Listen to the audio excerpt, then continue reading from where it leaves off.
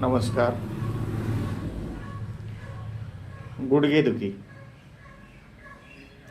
परत तोच विषय.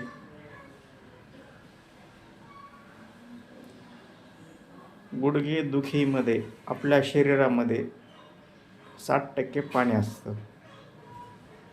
त्यामुळे सर्वात महत्त्वाचा रोल आहे पाणी भरपूर पिणे. त्याशिवाय गुडघेदुखी तुमची थांबू शकत नाही.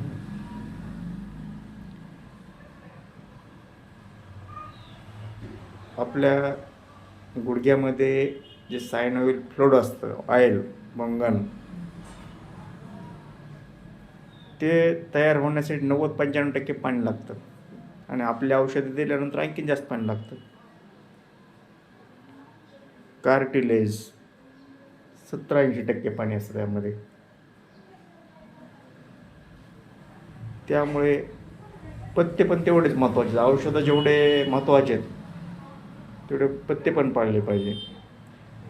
किमान दिवसातून 4-5 लिटर पाणी तुम्ही पिलेच पाहिजे, तर ते पाणी भरून निघते. नाही तर मी पाणी पितोय लई ते चालत नाही, कारण तुम्ही पाणी कमी पितात.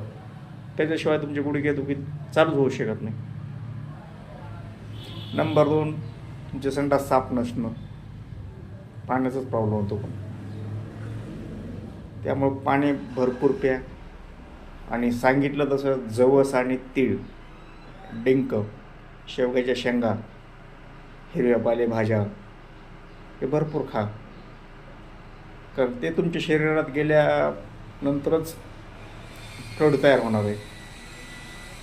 आपले औषधं फरक पडू नाही पडू बंद करायचे नाही, कारण त्यांनी त्याचं काम चालू केलेलं आहे. ते पूर्ण झाड पाल्याचे, त्याच्यामुळं ते ऑइल तयार करण्याचं काम चालू केलं असतं त्यांनी. सध्या एवढंच आहे, नंतर पुढे बघू. नमस्कार.